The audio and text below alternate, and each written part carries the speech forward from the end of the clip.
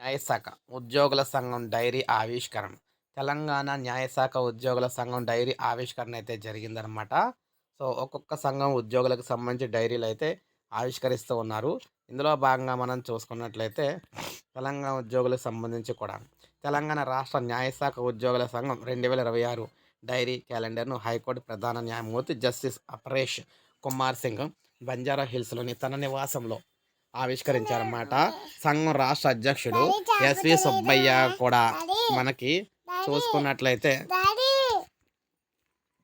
సంఘం రాష్ట్ర అధ్యక్షుడు ఎస్వి సుబ్బయ్య, రాష్ట్ర కార్యదర్శి వివి రమణారావు, సభ్యులు న్యాయశాఖ ఉద్యోగులు సమస్యలను ఆయన దృష్టికి అయితే తీసుకెళ్లగా పరిష్కారానికి కృషి చేస్తామని చెప్పారు.